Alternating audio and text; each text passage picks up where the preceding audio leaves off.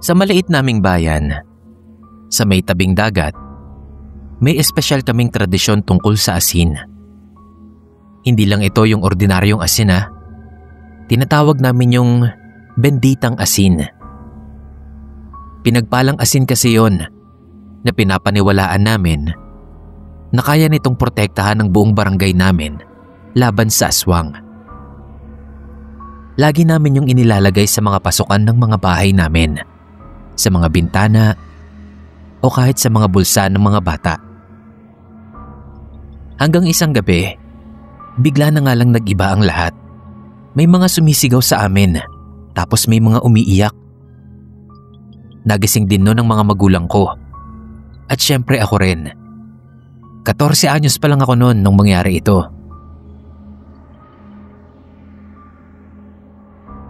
Lumabas kami noon para mag-usisa. Isa sa una kong napansin ay ang benditang asin sa bahay namin. Nangunot ang mga noo namin noon kasi nangitim yung asin. Para bang sinunog ang kulay. Yung dating mapuputing kristal na iniingatan namin at pinoprotektahan ay nagmukhang dumi na lang. Doon ay napa-sign of the cross na lang kami. Alam kasi namin na may masamang mangyayari. Kinabukasan din ay nagsimula ng maglaho ang mga bata sa barangay namin. 2, 3. Pero kasi alam namin na hindi ordinaryo ang pagkawala nila. Kasi naman parang umidlip lang daw yung mga magulang. Tapos paggising nila, wala na yung mga anak nila. At tanging itim na dumi na lang daw ang naiwan sa mga higaan ng mga ito. Ang hulma ay kagaya ng kapag natutulog yung anak nila. Yung mga nawawalang bata noon nasa mga 3 to 4 years old. At isa na nga doon ang pamangkin kong si Badong. Halos nagwala na noon ang nanay niya noong pumunta sa bahay namin at sinabi sa amin na nawala nga si Badong. Nang silipin nga namin yung kwarto nila, kahit ako, bumigat din ang pakiramdam. Para kasing ang bigat-bigat ng presensya ng nandun. Dahil sa pangyayaring yon, ay lalong lumala ang takot sa barangay namin noon. Wala rin kasing makapagpaliwanag sa kung bakit nangingitim ang benditang asin at kung paanong nawawala yung mga bata. At kung paanong nawawala yung mga bata ng ganun-ganun na lang. Binalot kaming lahat ng takot. Lalo na ang mga bata. Yung matatanda naman, mas dumalas ang pagsisimba. Dasal sila ng dasal na sana ay mabigyan kami ng kasagutan at kaliwanagan sa mga nangyayari. Pero wala pa rin nangyayari. Makaraan ng 1 linggo. Patuloy pa rin ang pagkawala ng mga bata. Yung iba naman ay sinisisi ang mga nangyayari sa isang matandang babae na palaging kinakausap ang sarili. Oo, ganun na po kadesperado ang mga tao sa barangay namin. Pati baliw pinagdidiskitahan na nila at pinagbibintangan ng kung ano-ano. Ang nagawa ko na lang noon ang magtago. Habang kasi patagal ng patagal, ay patanda ng patanda ang mga nawawala. Gabi-gabi rin, sinusubukan naming gumamit ng bagong benditang asin. Pero lagi itong nangingitim tuwing umaga. Naisip na lang namin na baka yung nangyayari na yon ay dahil nga pinoprotektahan kami nun. Sa kabutihang palad naman po, ay tumigil din ito makalipas ang 2 buwan. At sa loob ng panahon na yon, ay nakaligtas po ako. Yun nga lang, hindi rin namin maipagkakaila na marami nga ang nawala sa amin. Lalo na ang mga bata. At hindi na sila nakita pa kailanman.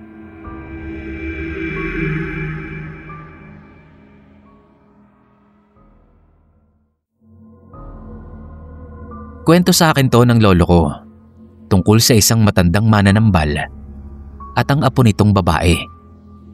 Hindi ko na matandaan kung saang baryo to nangyari, Pero sigurado kung sa probinsya to ni Lolo. Yung mananambal na matanda, tawagin na lang siguro nating Lola Sela. Hindi niya po tunay na pangalan yan. Kilala raw si Lola Sela bilang mananambal sa lugar nila. Marami na siyang nasagip ng mga taong dinapuan ng mga masasamang espiritu o ginagambala ng mga nilalang. Pero isang gabi, may mahigpit siyang bilin sa kanyang apo na si Ligaya. Kwento lang po ito sa akin ng lolo ko. Sabi niya, ang sabi raw ni Lola Sela, dapat ay huwag mauubusan ng asin si Ligaya bago maghating gabi. Simple lang yung pagkakasabi niya nun, pero mahigpit ang tono. Hindi niya na naipaliwanag sa apo niya kung bakit. Basta dapat daw, lagi siyang may asin sa kusina nito hanggang madaling araw. Si Ligaya naman ay masunurin, pero minsan makakalimutin. Isang gabi, nagluto siya ng merienda at naubusan na pala siya ng asin. Akala niya okay lang kasi 10:00 na nun at malapit nang mag 12:00. Pero hindi niya alam na may mga bagay talaga na hindi pinababayaan, lalo na sa gabi. Nung mag-iisang oras na lang bago maghating gabi, bigla siyang nakarinig ng kakaibang kaluskos sa ilalim ng kubo nila. Parang may kumukuskos sa mga kawayan. Akala niya pusa o daga, pero nang tumagal, naging malinaw ang tunog nito. Mga kuko na humihila sa kahoy at saka siya may narinig na bulong. Mahina lang daw yon pero maliwanag. Paulit-ulit na sinasabi nito ang mga katagang asin. Natakot si Ligaya pero hindi siya makagalaw.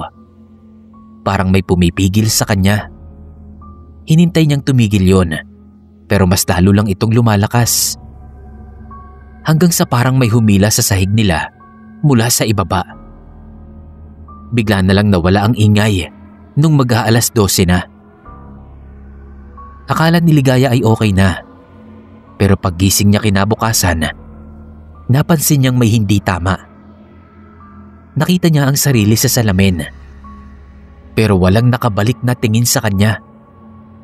Blanko lamang ito. Ginulo niya ang salamin. Kinuha niya yung maliit na espeyo sa kwarto nila, pero wala talaga. Kahit anong gawin niya, hindi niya makita ang refleksyon niya. Dali-dali siyang pumunta sa Lola Sela niya, pero huli na ang lahat. Tinignan siya ng matanda ng may lungkot sa mga mata. Umiling-iling ito. Hindi na daw maibabalik ang refleksyon ni Ligaya dahil nahubada na siya ng proteksyon nang maubusan siya ng asin. Nakuha na raw ito ng kung anumang nilalang. Dumaan ang mga araw at naging malabo ang itsura ni Ligaya na parang unti-unti itong nawawala. Hindi naman siya namatay, pero hindi na siya gaanong napapansin ng mga tao. Para ba siyang multo na lamang na dumadaan pero hindi nakikita. Hindi ko na natanong kay Lolo kung hanggang ngayon ba posibleng buhay pa si Ligaya. Pero sana kung nasan man siya ngayon, ay nakalaya na siya. Kasi ilang dekada na rin ang nakalipas noon.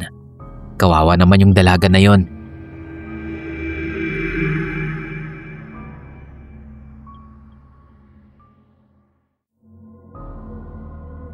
Noong namatay ang lola ko, sinundan siya ng tito ko pagkalipas lang ng 6 na buwan.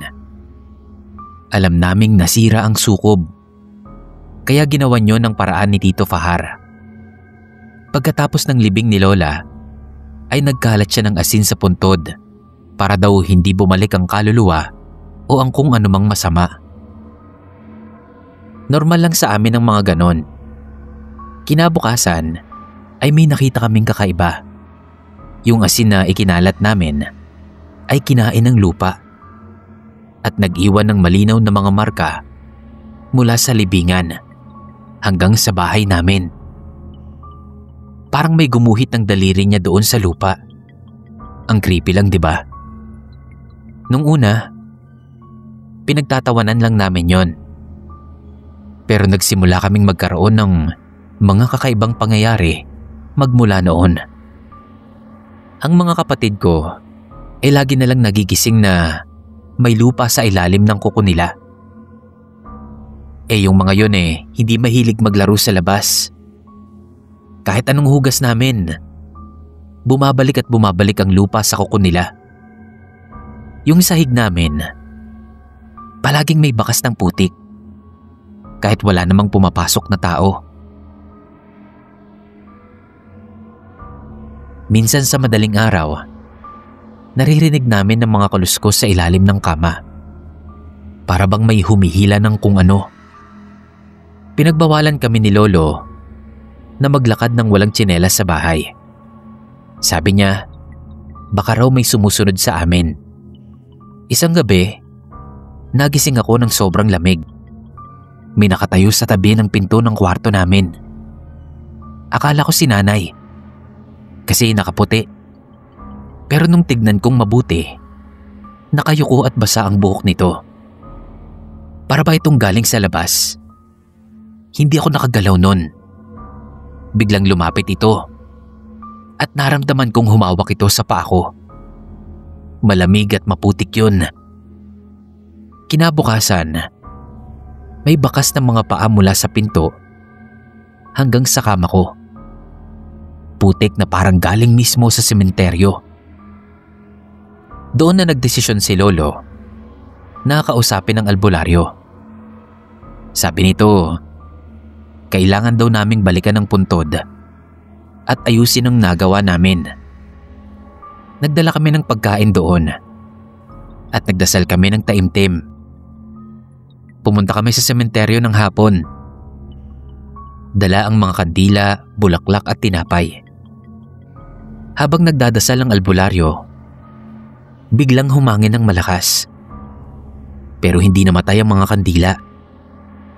Parang may nagbabantay. Pagkatapos nun, pinaikot niya sa libingan ng tubig na parang binabasbasan. Bili niya sa amin na kapag daw umuwi na kami, ay huwag kaming lilingon. Huwag naming babalikan ng daan o landas ng asin. Unti-unting nawala yung mga kakaibang pangyayari pagkatapos nun. Yung putik sa sahig, yung lupa sa kuko ng mga kapatid ko. Lahat wala na. Pero hanggang ngayon, kapag gabi at tahimik, parang nadidinig ko pa rin ang yabag ng mga paa na parang basa at may putik. Minsan kapag natutulog ako, parang may humihiga sa tabi ko. Malamig ito at amoy lupa. Hindi ko malilimutan yung pakiramdam na may nagmamasid sa amin sa loob mismo ng bahay namin. At hanggang ngayon, kapag umuulan at tahimik ang gabi, parang nakakarinig pa rin ako ng yabag na parang may pumapasok na maputik na paa sa loob ng bahay. Kaya kapag may namamatay sa pamilya namin, pinapaalalahanan ko lagi ang mga kamag-anak ko na huwag nang gagawa ng anumang ritual kung hindi naman nila alam ang tamang proseso. Baka kasi sa pagtatangka nilang protektahan ang sarili nila, ay may sumama sa kanila pauwi na masamang elemento.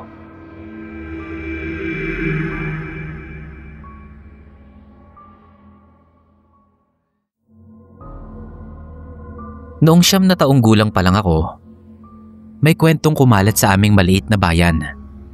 Tungkol ito sa isang matandang lalaki na naglalako ng asin sa madaling araw.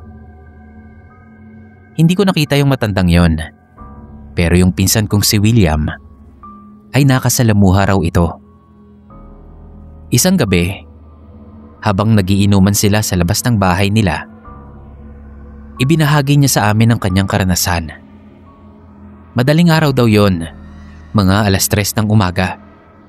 Pauwi si Will galing sa inuman, kasama ang 2 niyang kaibigan. Medyo lasing pa sila, kaya nagtatawanan lang sila habang naglalakad sa madilim na kalsada.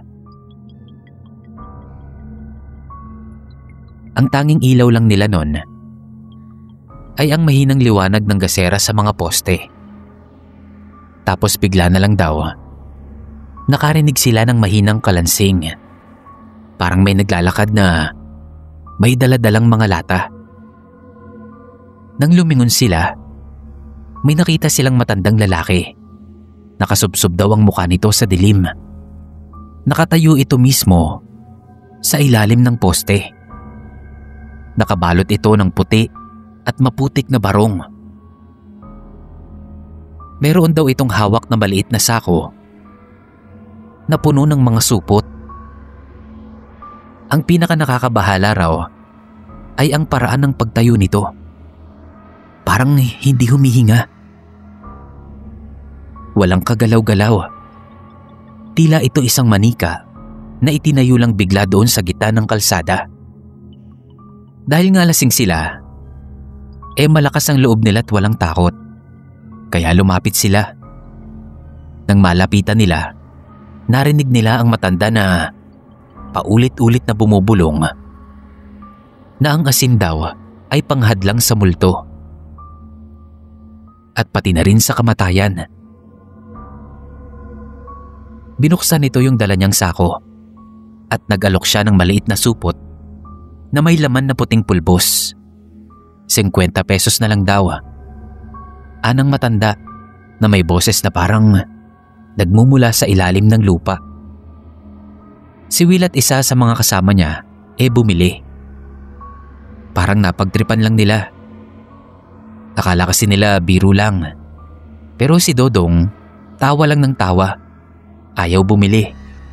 Kinutsa pa nito yung matanda at sinabi na ano daw ba yun? Isang magic asin na pampahaba ng buhay. Pag uwi ni Will, kinainisan niya yung nabili niyang asin. Binuksan niya ang supot at tumikim ng konti noon para daw mawala ang hangover niya. Pero bigla raw may nangat-ngat ang bibig niya. Parang may butil ng buhangin na sumama sa asin. Nang idura niya yun sa kamay niya, nakita niya ang maliit na piraso ng ngipin ng tao na nakahalo doon sa asin. Ngipin daw na parang sa sanggol kasi napakaliit pa nun. Puti pero may bahid ito ng dugo. Iniluwa niya lahat. Sinunog yung natirang asin kinabukasan. Ang nakakagimbal pa nga raw, yung kaibigan nilang si Dodong na ayaw bumili ng asin ay bigla na lang daw nawala kinabukasan na parang bula. Nakita na lang ito pagkalipas ng 3 araw na nakabitin sa puno ng balete malapit sa sapa. Putla raw ang katawan nito na parang walang dugo. Ang bibig ay nakanganga na para bang meron itong kinain. Mula noon, nagsimulang magkwento ang iba pang mga taga-baryo na nakikita na rin daw nila yung matandang tindero ng asin. Lagi daw madaling araw. Lagi ring nakasubsob ang mukha nito. At laging may dalang supot ng asin na may halong ngipin. Hanggang ngayon daw, may mga nakakarinig pa rin ng kalansing ng lata sa madaling araw. At ang pinaka nakakabahala pa, may mga bumibili pa rin daw ng asin kahit alam nilang may halo itong ngipin.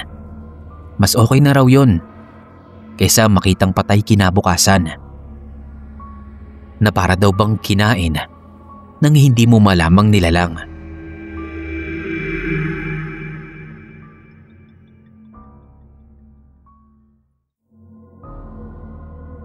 Doon sa lugar namin, may isang lalaki na kilala sa pangalang Tatay Karding. Matapang yun. Lagi siyang naghahanap ng mga baboy ramo sa gubat at minsan ay umaabot pa siya ng madaling araw sa paghahanap. Isang gabi habang naglalakad siya sa may tabing sapa, may narinig siyang kakaibang huni. Parang tawa daw ng babae. Pilit at pigil yun. Nilingon niya pero wala siyang nakita. Alam niya na agad kung ano yun. Aswang. Bigla na lang may bumulaga sa kanya na babae. Pero ang itsura parang pabaliktad. Yung mga mata niya nakabaliktad at yung ngiti abot tenga.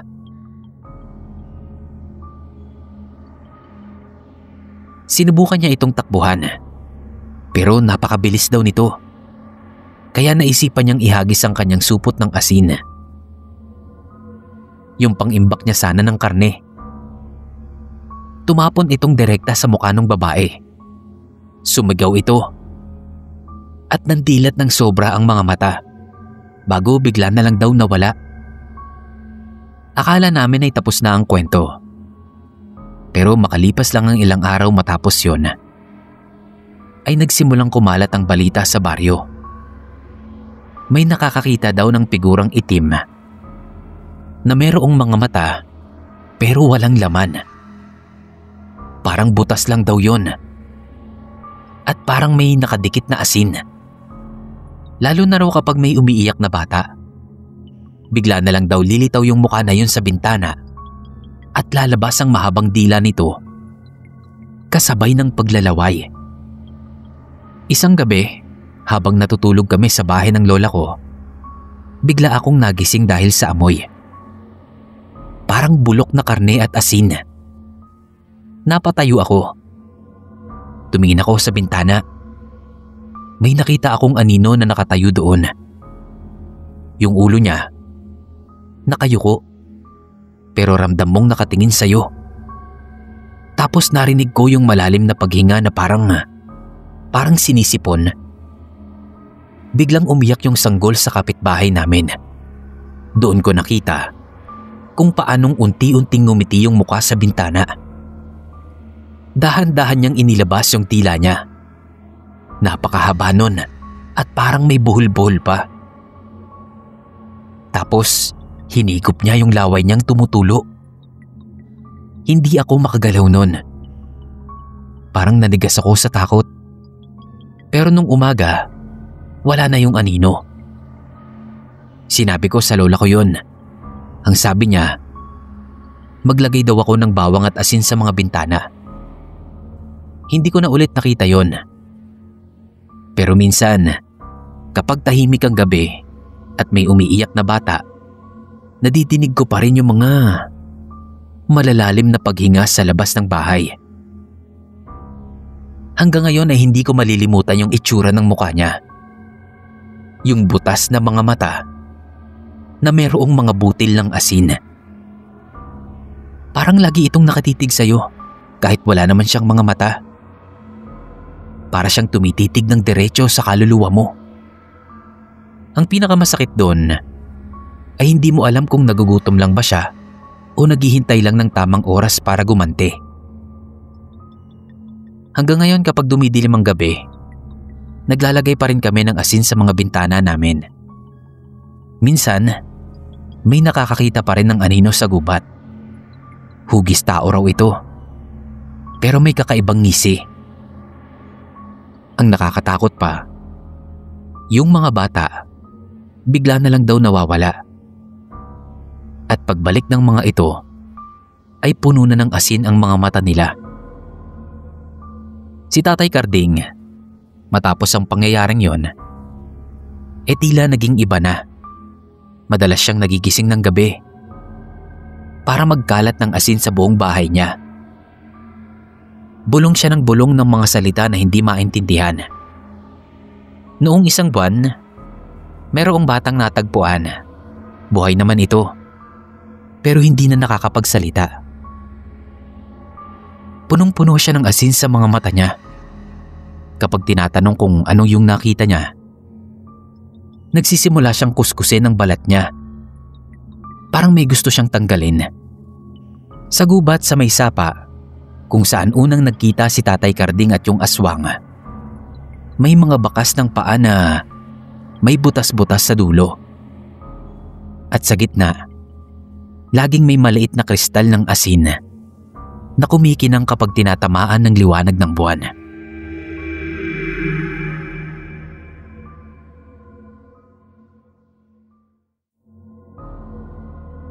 Simple lang ang buhay noon, nung wala pa masyadong teknolohiya. Kaya kwentuhan at mga kakaibang karanasan ang libangan namin. Pero may isang pangyayari doon na hanggang ngayon, kapag naaalala ko, ay napapayuko ako sa takot. Yung misteryo ng asin na palaging nauubos kahit gabi-gabi namin itong pinupuno. Yung lola ko kasi ay mahilig magluto at lagi niyang inaayos yung mga sangkap niya sa kusina bago siya matulog. Isang gabi, napansin niya na nauubos na lang bigla yung asin niya. Kahit na kakabili lang niya. Akala niya, baka dinadaga o kinakain ng kung anuman. Pero wala namang butas yung lalagyan niya at wala din namang natatapon sa lapag. Sinubukan niyang lagyan ulit ng maraming asin, pero kinabukasan, wala na naman. Paulit-ulit na ganon, hanggang sa nagdesisyon na si Lola na magpuyat na at bantayan ito para malaman kung ano talaga ang nangyayari. Nakatago siya sa may pintuan ng kusina at naghihintay. Medyo inaantok na siya nang bigla niya nalang naramdaman na lumamig ang paligid niya. Tapos may narinig siyang maliliit na yabag na parang may naglalakad na may maliliit na paa. Sa takot niya, halos hindi na siya makahinga nang biglang gumalaw yung takip ng lalagyan ng asin niya. Pero wala siyang nakikitang gumagalaw dito. Unti-unting umangat yung takip nito. Tapos parang may kamay na hindi niya nakikita ang sumubo ng asin. Habang ginagawa yon, may nadidinig si Lola. Habang nangyayari yon, may naririnig si Lola na malutong na tawa na parang bata. Maya-maya, may narinig siya na nagsalita. Nagpasalamat ito sa pampaasim daw bago biglang nawala yung presensya. Nanginginig si Lola na bumalik sa kwarto niya. At kinabukasan, sinabi niya sa amin ang lahat. Sabi ng matatanda, baka duwende daw yon o nuno na nakatira sa lupa at nangihingi ng konting asin. Pero para sa akin, nakakatakot pa ring isipin na meron kaming kasama sa bahay na hindi namin nakikita. Dahil doon, pinagalitan kami ni Lola. Huwag na daw kaming magwawalis ng gabi o magtatapon ng asin ng basta-basta. Kailangan daw respetuhin namin ang mga nakikinig na hindi natin nakikita. Kapag naaalala ko yon, napapaisip ako kung nandyan pa rin ba yung kumukuha ng asin sa bahay ng lola ko o kung saan na kaya siya napadpad. Hanggang ngayon kasi, kapag bumibisita ako sa bahay ni Lola, lagi kong tinitignan yung lagayan ng asin niya. Minsan parang may nadidinig ako na maliliit na yabag sa gabi. O kaya'y mahihinang tawa na parang nagmumula sa ilalim ng sahig. Ang mga apo ni Lola ngayon ay pinagbabawalan na ding magwalis sa gabi at magtapon ng asin ng walang dasal. Nung isang taon, may nangyaring kakaiba. Yung paboritong asin ni Lola na nakalagay sa maliit na garapon, yung may disenyong banga, ay bigla na lang nawala ng buo. Kahit isang butil, walang natira. Ang nakapagtataka pa ay nakatakip naman ito ng mabuti. At wala silang makuhang eksplanasyon kung paano itong naglaho. Minsan kapag tahimik ang gabi at ako na lang ang gising, parang may nararamdaman akong malamig na hangin sa may kusina. Para bang may naglalaro ng mga kutsara at tinidor o kaya'y may humihila ng upuan ng dahan-dahan. Pero kapag lumilingon naman ako, wala naman akong nakikita. Magpasa hanggang ngayon ay hindi namin alam kung ano talaga yung kumukuha ng asin. Pwede ngang duwende o baka naman ibang nilalang na hindi natin maintindihan. Pero ang sigurado ko lang, natuto na kaming respetuhin ang mga bagay na hindi natin nakikita. At kapag may asin akong natatapon ngayon, sinasabihan ko na lang na pasensya na. Baka kasi nakikinig pa rin sila.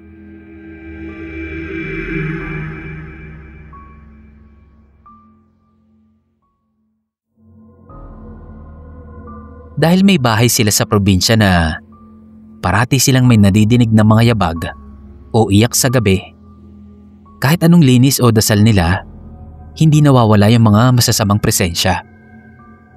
Hanggang isang araw, mayroong matandang babaylan na bumisita sa kanila. At sinabing may sumpa raw yung bahay. Para daw maalis yun, kailangang ihalo ng may-ari yung luha niya sa asin at ikuskus yun sa dingding. Yung asawa ng tito ko na si Tita Marta, sinubukan yung payo. Pinilit niya raw umiyak noon. Sinahod niya yung luha niya at saka yun ihinalo sa asin. Pagkatapos ay ipinahid yun sa mga sulok ng bahay. Akala nila ay i-cleanse lang nito yung bahay. Pero bigla daw dumugo yung mga pader. Yung dugo parang tumutulo mula sa mga bitak. Tapos may narinig silang mga tinig na nagsisisigaw ng bakit daw pinatay sila. Paulit-ulit yung tanong na parang nanggagaling sa napakaraming tao. Nataranta yung mag-asawa. Pero yung babaylan, parang alam nang mangyayari talaga yon. Sabi niya, yung asin na ginamit nila ay dati palang ginagamit para mag-imbalsamo ng mga patay noong panahon ng digmaan. Yung bahay nila mismo nakatayo sa dating puntod ng mga walang awang pinatay. Yung asin, hindi lang daw panglinis, kundi para makapagpawala ng mga kaluluwa na nakulong na doon. Dahil sa takot, umalis agad sila ng bahay at hindi na bumalik pa. Yung lupa, pinabayaan na lang nila. At hanggang ngayon daw, ay bakante pa rin ito at walang naglalakas loob na galawin ito. Minsan daw pag nadaanan mo yung lugar na yon, madidinig mo pa rin yung mga tinig, lalo na kapag gabi. Kaya mga kaibigan ko, kapag may nagsabi sa inyo na gumamit ng asin para sa ritual, siguraduhin yung walang masamang history yun. Minsan kasi yung mga bagay na akala nating paglilinis lang, ay siya palang magbubukas ng pintuan sa mga hindi natin maipaliwanag.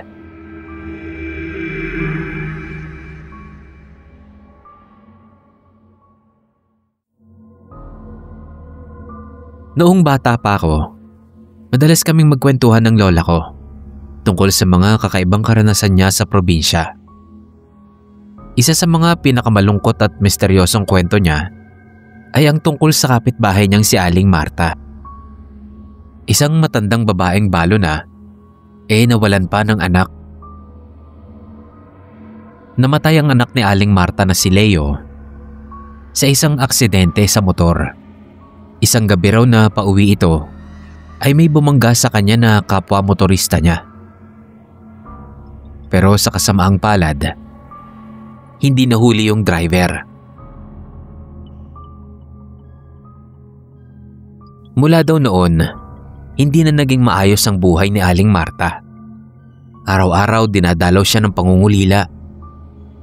Kaya naman ginawa niya ang isang bagay na nagbigay sa kanya ng kaunting ginhawa. Nagsimula siyang magluto ng paboritong adobo ni Leo tuwing gabi.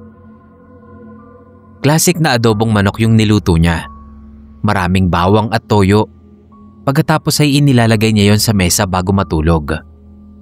At pagsasapit daw ng umaga, makikita niyang ubos na yung ulam sa plato.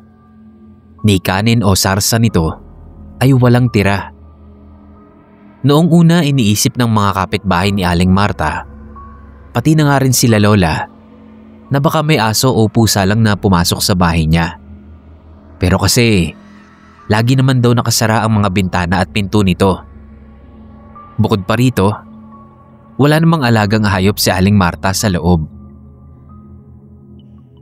Isang gabi, habang pauwi ang lola mula sa tindahan, nadaanan niya ang bahay ni Aling Marta. Nakita niyang nakaupo lang ang ginang sa sala at para bang may kausap sa hangin. May kakaibang kabaraw ang naramdaman noon ni Lola dahil parang may kasama raw yung matanda at may kinakausap ito. Pero wala naman daw siyang nakikitang ibang tao doon sa bahay nila. Nag-iisa lang daw si Aling Marta nung mga panahon na yon. Siyempre mausisa ang lola ko. Kaya nagtanong siya kay Aling Marta sa mga ikinikilos nito. Buti na nga lang daw at hindi ito minasama ni Aling Marta. Masaya pa itong nagkwento kay Lola. Ayon sa ginang, nagising raw siya sa ingay sa kusina niya. Kala raw nito ay may magnanakaw. Pero nung pakinggan niya raw mabuti yung tunog, para daw may ngumunguya. Dahan-dahan niya raw itong sinilip sa kusina at doon ay nakita niya ang anino ng isang lalaki. Nakayuko raw ito at kumakain gamit ang kamay. Parehong-pareho daw ang itsura ng anino sa anak niyang si Leo. Kaya ni bahid daw ng takot ay hindi nagkaroon noon si Aling Marta. Sa halip nga parang gumaang raw ang dibdib nito. Lalapitan niya sana yung figura. Pero bago pa man siya makahakbang, ay bigla na lamang daw itong naglaho sa kanyang paningin. Dagdag pa ni Lola na yun na daw ang naging huling pag-uusap nila ni Aling Marta. Kasi kinabukasan rin daw ay hindi na ito nagising sa kanyang kama. Para bang humimbing lang siya sa pagkakatulog at nagdesisyon na hindi na siya gigising pa habang buhay. Nasabi rin ni Lola na mahimbing kasi nakangiti pa raw sa kama si Aling Marta at tila ba walang hinanakit. Para bang tanggap niya na doon na natatapos ang kanyang buhay. Pero ang nasa isip ko naman habang ikinakwento yun sa akin ni Lola, baka masaya si Aling Marta dahil sa wakas ay makakapiling niya na ang kanyang anak. Ito po ang kwento ko. Alam ko hindi gaanong nakakatakot. Pero naalala ko lang ang kwentong to dahil saktong tumama ang kaarawan ko sa Mother's Day ngayong taon.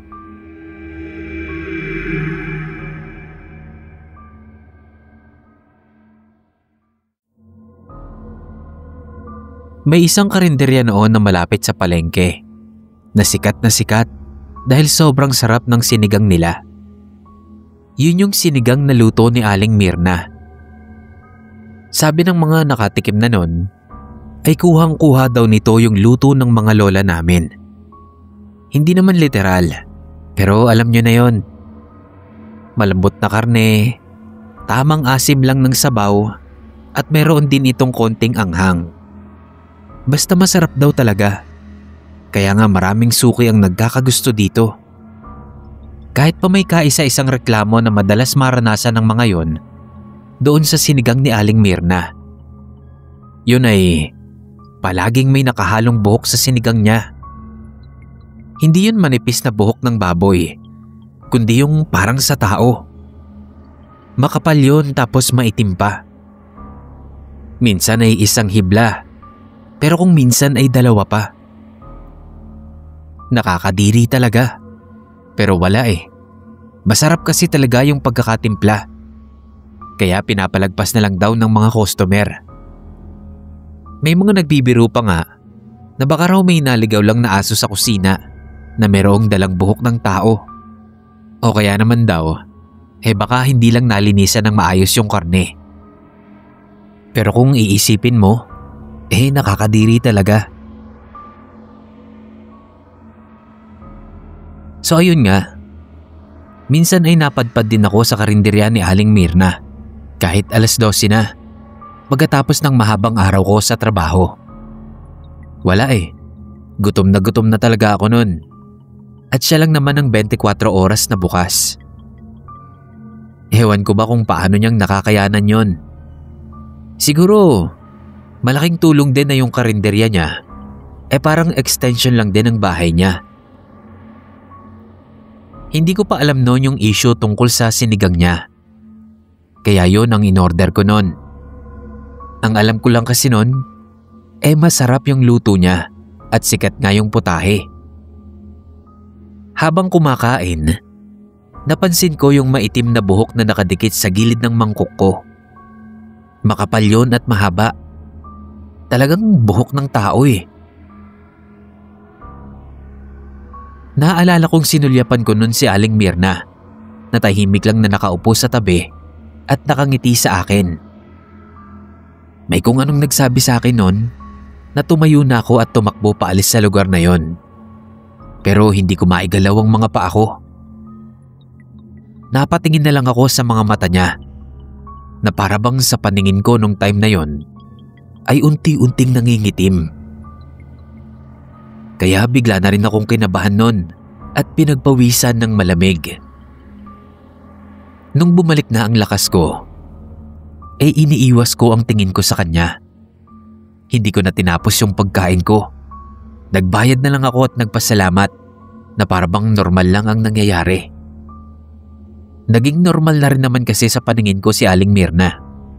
Tsaka isa pa, hindi ko rin kasi alam ang gagawin niya sa akin. Kung pati ako umakto na parang natatakot o nababaliw. Napansin niya noon na kulang yung panukli niya sa akin. Kaya naman sabi niya, kukuha lang daw muna siya ng barya sa loob ng bahay niya. Habang naghihintay, napansin ko ang isang kwarto na nakabukas ang pinto. Kung hindi ako nagkakamali, kusina yon. Hindi ko alam pero dinala ko ng mga paa ko doon. Unti-unti kong itinulak yung pinto. Hindi ko po kayo pipilitin na maniwala sa kwento ko. Pero may nakita akong mga kakaibang nilalang na nakatali sa isa sa mga poste doon sa loob. Hindi yun pangkaraniwang hayop. Maliit na nilalang ang mga yon. Tapos baluktot ang katawan.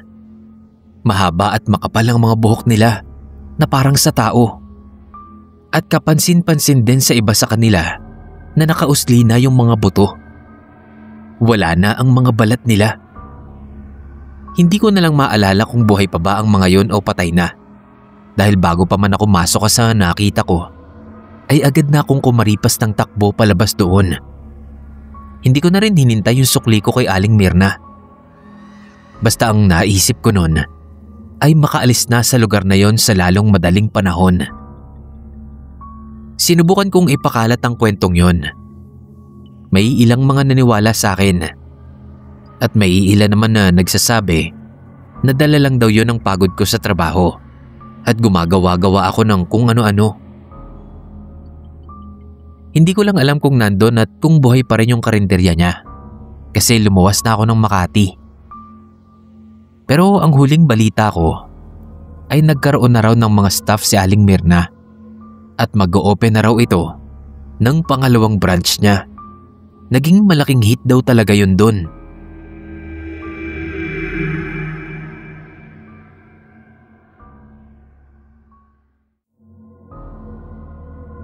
Sa pamilyang Pilipino, hindi talaga nawawala yung mga lolo at lola natin na kahit mahina na ang tuhod ay hindi pa rin tumitigil sa pagluluto. Ganoon ang lola Suling ko. Maliit lang siya, pero ang lakas niya pa rin. Palagi siyang nakabaluktot sa kusina habang naghahalo at nagluluto ng mga kung ano-anong putahe. Nakatira siya kasama ang Tito Ben namin noon sa isang lumang bahay nila sa Bulacan na pinalilibutan ng santan at amoy ng mga kalawang ng yero. Ilang beses na rin siyang sinabihan na iparenovate ang bahay, pero ayaw talaga ng lola. Hanggang nabubuhay pa raw siya ay walang dapat na ipagalaw sa bahay niya. Linggo yon, napagdesisyonan niya na magluluto daw siya ng espesyal na hapunan para sa buong pamilya. Kaya naman nagkaroon kaming lahat ng biglaang reunion. Naalala ko pa ito kasi may isip na ako noon. Nasa 13 na ata ako noon o 14. Ayun nga, ayon kay lola, isang recipe daw yon na minana niya pa mula sa mismong lola niya at gusto niyang ipatikim yon sa aming lahat. At kung may interesado mas maganda kung maipasa daw niya yon sa amin. Wala namang kumontra nun kay Lola at hinayaan na lang namin siya sa gusto niya. Matanda na rin kasi. Yun nga lang, napansin daw nila, mga magulang at mga tiyahin-tiyuhin ko, na may kakaiba raw sa paraan ng paghahanda ni Lola. Hinahaplos niya raw kasi ang kanyang rosaryo habang siya ay nagluluto. At ang mas malala pa, ay nanginginig pa daw ang mga kamay niya. Hindi daw nila alam kung sadya ba yung pagginig ni Lola na yon o talagang dala na lang ng katandaan. Nang matapos na siyang magluto, inihanda niya na yon sa amin. Isang putahe yun na may maitim na sabaw, tapos may isang malaking piraso ng karne. Nang matikman na namin, ay naalala ko na parang hilaw na bayabas yung asim nun. Basta kakaiba talaga. Pero dahil hindi naman nga namin kayang tanggihan si Lola Suling, tuloy pa rin kaming lahat sa pagkain.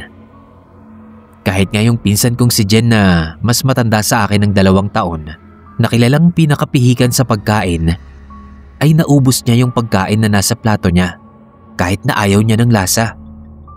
Alam ko kasi ibinulong niya sa akin.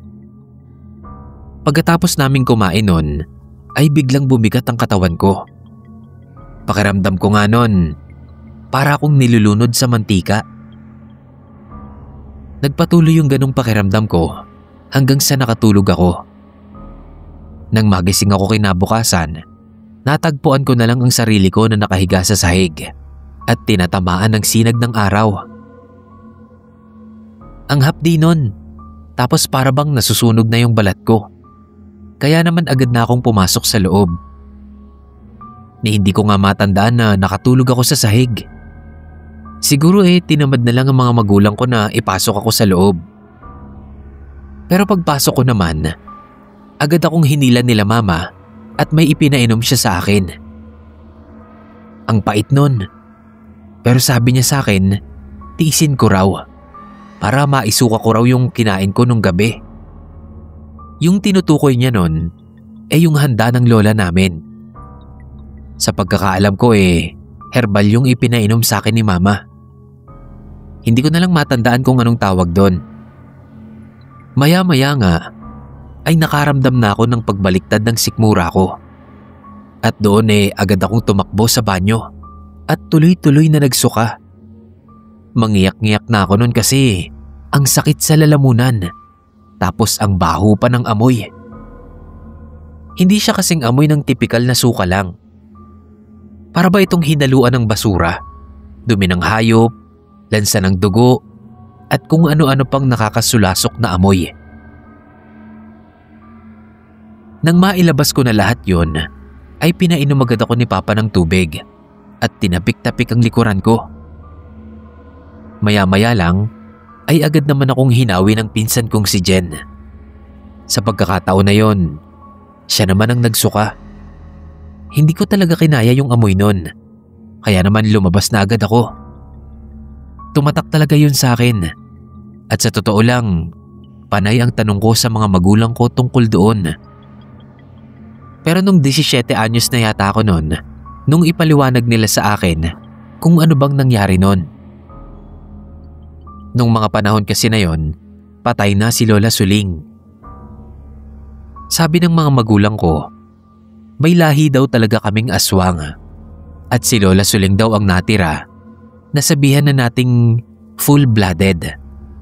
Half na daw ang mama kasi hindi naman daw aswang si Lolo Contrary po yun sa naiisip nyo. May iba't ibang uri po ng aswang at nagkataon na si Lola malakas siyang mang-usog, lalo na sa paraan ng pagluluto. Malalaman naman daw kapag may usog o wala ang niluluto ni Lola. Kasi habang nagluluto ay nanginginig daw ang mga kamay nito kapag meron. At kapag daw may usog, ipapasuka lang daw yon para hindi maapektuhan ng kumain. Ayaw naman daw sana talaga nila mama at papa na pumunta. Kaso nga lang, kahit papano kasi pamilya pa rin namin si Lola Suling. Kaya sa huling pagkakataon daw na yon, pinagbigyan na lang nila si Lola.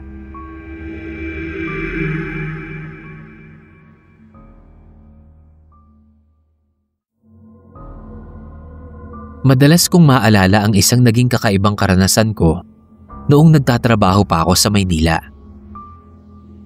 Lagi akong umuuwi noon ng hating gabi. At isang gabi nga gutom na ako. Wala akong makitang bukas na kainan noon, maliban sa isang maliit na karinderya sa madilim na kanto. Parang pakiramdam ko nga noon lumitaw lang siya bigla at sinaktuhan yung gutom ko. Yung tipong kapag titingin ako sa malayo, tapos lilingunin ko ulit, bigla na lang itong mawawala. Kaya hindi ka sigurado kung nandyan ba talaga yon. Nang pumasok ako, merong matandang babae lang na nakaupo sa likod ng counter. Tapos may ilang kaldero rin sa harapan nito na merong takip. Isa-isa ko yung binuksan at namili ako ng ulam. Pinili ko yung adobo kasi ito lang yung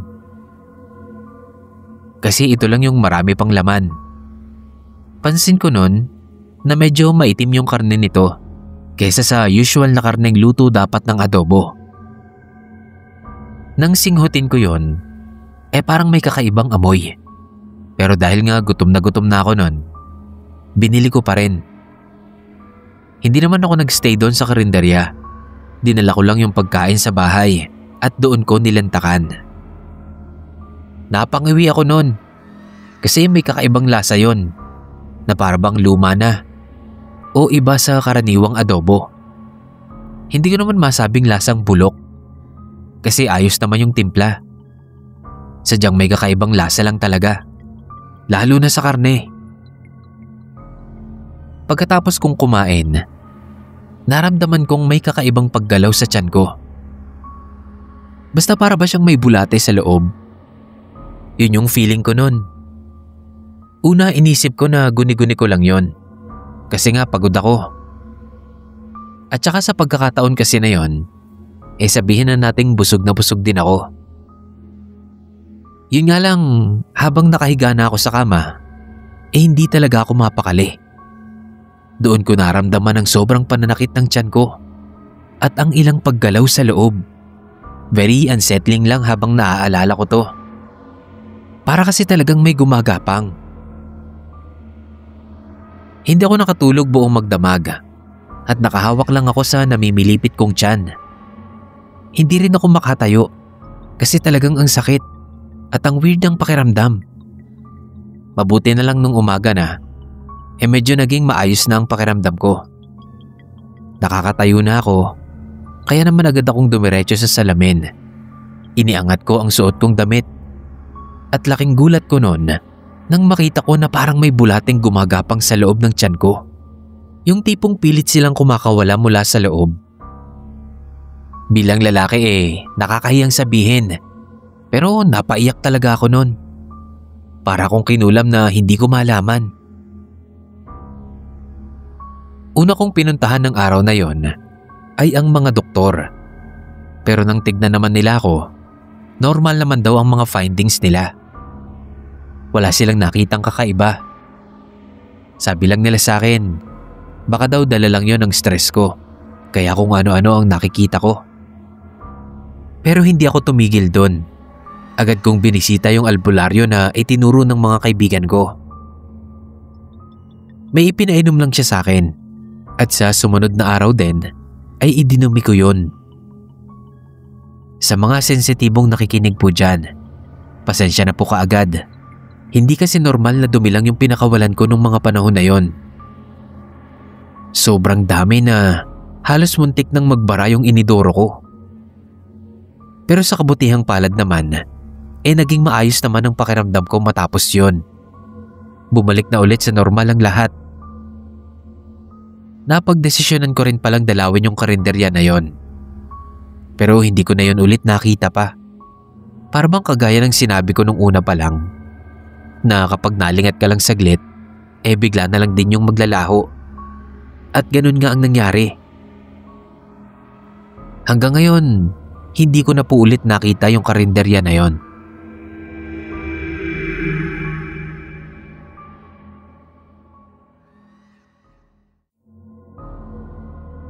Ako si Paul. Madalas kaming magkwentuhan noon ng tito ko tungkol sa mga kakaibang karanasan niya sa Maynila. Isa sa mga paborito niyang ikwento sa akin ay yung tungkol kay Ben at sa kakaiba nitong adobo. Hanggang ngayon kapag nadaan ako sa Quiapo, hindi ko maiwasang tignan ang dating karinderya na tinutukoy ni tito. Alam ko naman na hindi na siguro yun nag-e-exist. Pero malay nyo, di ba? Hindi natin alam. Ayon sa tito ko, si Ben ay isang ordinaryong kusinero lang daw na nagtatrabaho sa isang maliit na karinderya. Ang kanyang mga luto ay simpleng-simple lang at walang gaanong pumapansin. Hanggang isang araw, may nabili siyang lumang cookbook sa ukay-ukay. Tapos doon na daw nagsimula ang lahat.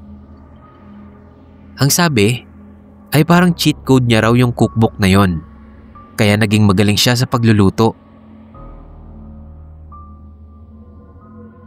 Ang cover daw nun ay gawa sa balat ng hayop at may mga mantsa na parang dugo sa ilang mga pahina nito. Sa loob daw ng libro, nakita ni Ben ang isang recipe na tinatawag daw na adobong tagumpay. Kahit ang tito ko natawa rin sa tawag sa adobo na yon. Pero sabi niya baka ganoon talaga ang tawag. Kasi nga, luma na rin yung cookbook na yun . Ayon daw sa nakasulat doon, isa sa mga ingredients daw ay dugo mula sa taong ayaw magbigay. Nung una daw akala nung Ben na pinaglolo ko lang siya ng libro. Pero naging desperado daw ito nung ilang linggo na wala pa ring umuorder sa karinderya niya. Kaya daw nag-decide na siya na subukan yung recipe. Sabi ng tito ko, kumuha daw si Ben ng dugo sa isang tulog na pulubi sa tapat ng simbahan. Patak lang naman daw ang kailangan para sa adobo niya, kaya hindi na rin siya nahirapan. Pagkatapos niyang magluto at nang tikman niya raw yon, agad niyang naramdaman ng kakaibang lasa. Nasarapan daw si Ben. Nang ibahagi naman niya yon sa publiko, ay naging patok na nga rin yun sa panlasa nila. Nagsimulang dumami ang customer ni Ben. Lahat sila, gustong gusto daw yung adobo na yon. Kasi ang sarap daw talaga ng pagkakatimpla. Yun nga lang, sabi ni tito ko, yung mga nakakain daw ng adobo na yon ay may nararanasan na kakaiba. May mga pagkakataon daw na may mga anino silang nakikita sa sulok ng karinderya habang sila kumakain. Siyempre nakataas pa ang kilay ko noon kay tito habang nagkakwento siya sa akin. Hanggang sa sinabi niya na isa pala siya sa mga nakatikim ng adobo na yun ni Ben. Akala nila ay hilo lang sila o pagod pare-pareho. Pero nang mag-usap-usap daw silang mga customer at ibang tropa niyang kumain din doon, nakikita din daw nila yung mga anino. Kumalat po ang kwento na yon hanggang sa bigla na lang nawala si Ben.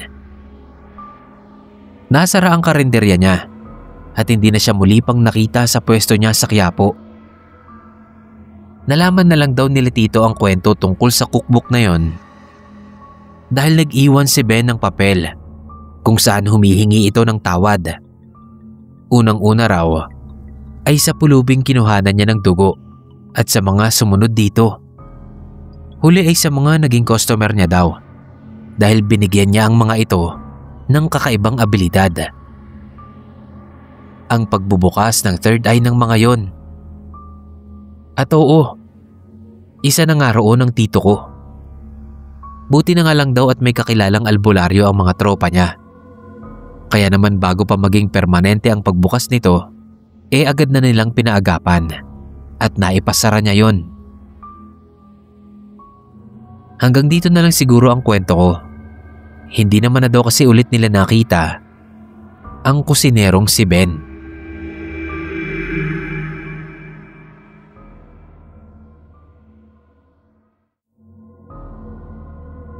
May roommate ako noon. Tawagin na lang natin siyang Jomar. Okay naman siya kasi mabait siya tapos malinis pa. Lagi niya ring inaayos yung kwarto namin. Sa totoo nga ako pa siguro yung problematic sa aming dalawa. Sobrang kuripot ko kasi nun at tamad akong magluto. In terms of kakuriputan, minsan hindi na ako bumibili ng sarili kong ulam. Kaya kapag wala siya, kinukuha ko na lang yung mga tira niyang luto. Hindi ko alam kung alam ba ni Jomar yung ginagawa kong yon. Pero sigurado naman napapansin niya. Pakonti-konti lang naman yung kinukuha ko. Konting kanin, tapos konting ulam rin. Yung tipo na hindi niya masyado bang mapapansin. Noong una, wala namang kakaibang nangyayari. Kaya ipinagpatuloy ko lang yung paggawa nun. Hanggang sa may nangyari na ngang kakaiba. Isang gabi, nanaginip ako ng masama. May nakita akong figura sa panaginip ko. Wala itong muka. Tapos nasa tabi yon ng kama ko. Ramdam ko yung titig niya sa akin. At para bang may sinusubukan itong sabihin sa akin. Para bang sinasabi nito, nabayaran ko raw yung mga kinain kong ulam ni Jomar. Nang magising ako, wala naman akong nakita sa paligid ko. Inisip ko na lang na baka dahil lang yun sa pagod. At baka konsensya ko lang yun na minumulto ko. Nung sumunod na araw, nanaginip ulit ako. Ganun pa rin. Hindi ko pa rin maaninag ng maayos yung mukha nun. Pero yung boses niya, mas lalo nang galit. Paulit-ulit din itong sinasabi na may utang ako kay Jomar. Nabayaran ko raw ang bawat pagkain na kinukuha ko mula sa luto niya. Sa totoo lang natatakot na ako nun. Kasi naman, hindi lang isa o dalawang sunod na gabi na nanaginip ako ng ganon. Halos isang linggo yata na ganoon ang nangyayari. Kaya naman kahit na anong kuripot ko, napagdesisyonan kong umamin na kay Jomar. Inamin ko yung ginagawa ko sa likuran niya. Nasabi ko rin sa kanya ang tungkol sa napapanaginipan ko tuwing gabi. Hindi kaagad nakakibo noon si Jomar. Sa totoo lang, hindi naman siya nagalit sa akin o ano. Nag-alala pa nga ito. Sabi niya sa akin, mas mabuti na lang siguro na wag na akong kumain ng mga luto niya. At yun lang daw siguro ang paraan para tumigil na yung mga panaginip kong yun tuwing gabi. Hindi naman daw aswang o ano si Jomar. Pero sabi niya, bantay sarado daw siya ng pamilya niya na may lahing mambabarang. Lalo na ang lolo nito na overprotective daw sa kanya. Siguro raw ang nakikita ko sa mga panaginip ko ay yung lolo niya. Ayaw man tanggapin ni Jomar yung alok kong pera noon. Dahil nga alam niyang kuripot ako, ay nag-insist na ako na kunin niya. In the first place naman kasi, kasalanan ko din naman. At simula nga noon, hindi na ako muling patago na nagpupuslit ng ulam ni Jomar. Alam naman daw pala nito na kinakain ko yung mga niluluto niya. At sa totoo lang, natutuwa siya kasi nakaka-appreciate ako ng luto niya. Pero masyado lang daw talagang nangingialam yung pamilya niya sa mga ginagawa niya sa buhay. Kaya minsan, nililibre na lang ako ni Jomar sa McDo o di kaya naman ni Jollibee.